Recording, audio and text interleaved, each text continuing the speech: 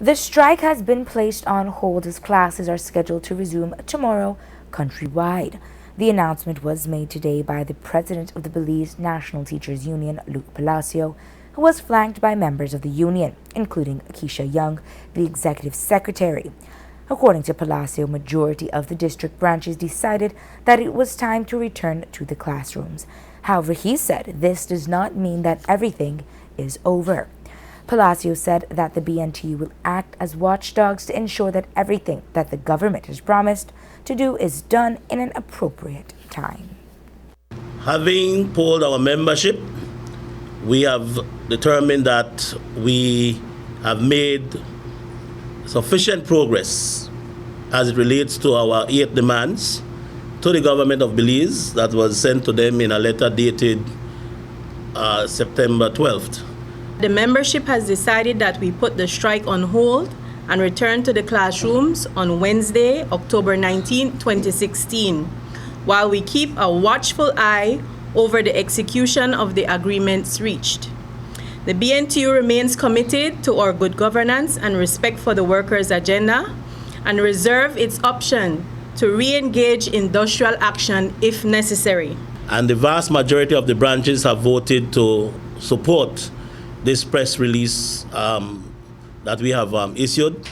And so, yes, we definitely have the majority of the branches. And the one branch that sort of indicated that they were not too prepared to do that have also told us that they will go with what the majority of the branches would have said.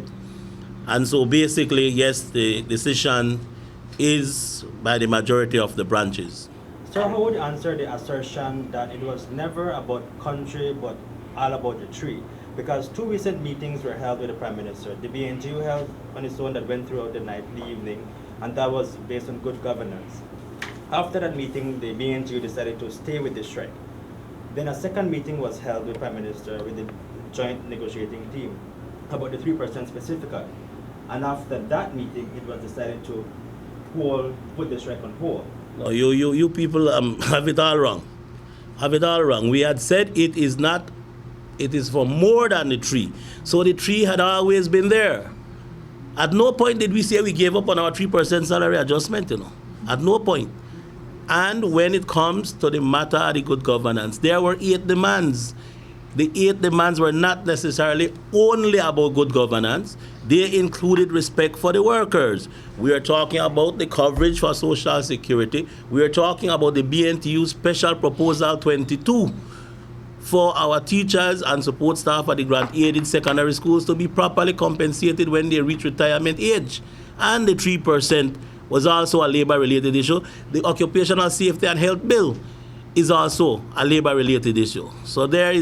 So it would be unfair for anybody to come and say we went back now because of the 3%. Our position had always been that we are not going to give up our 3%.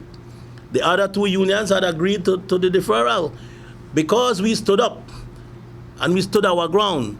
They too will now benefit from what has been achieved. We are saying that definitely by Thursday we expect that the Prime Minister would have signed that commencement order for this 13th senator.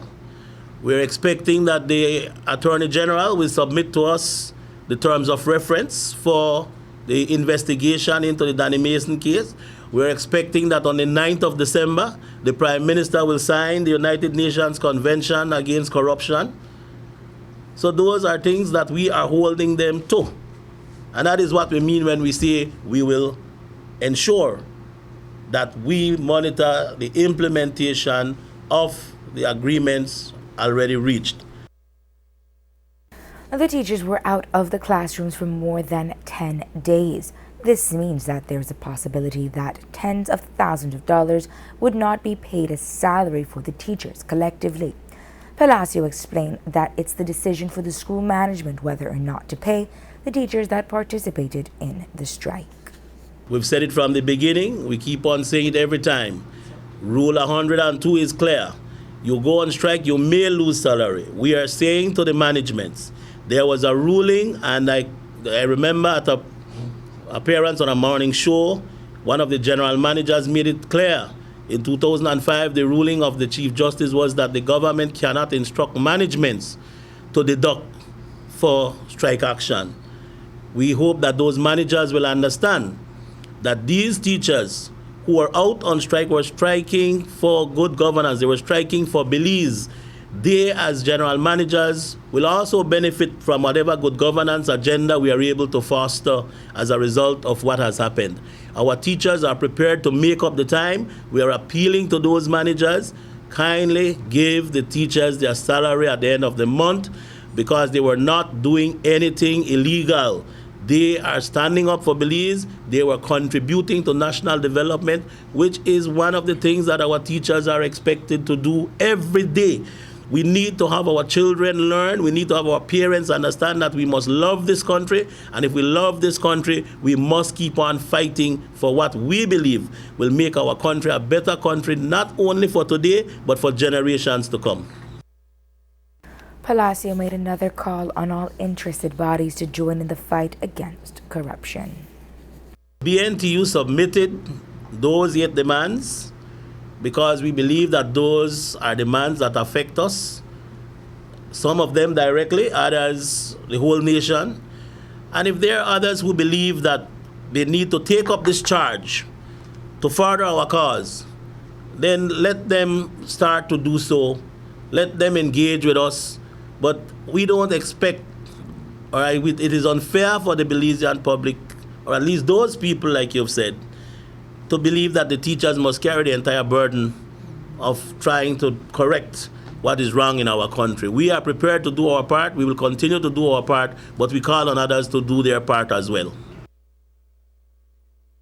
The BNTU will be holding an appreciation rally this weekend.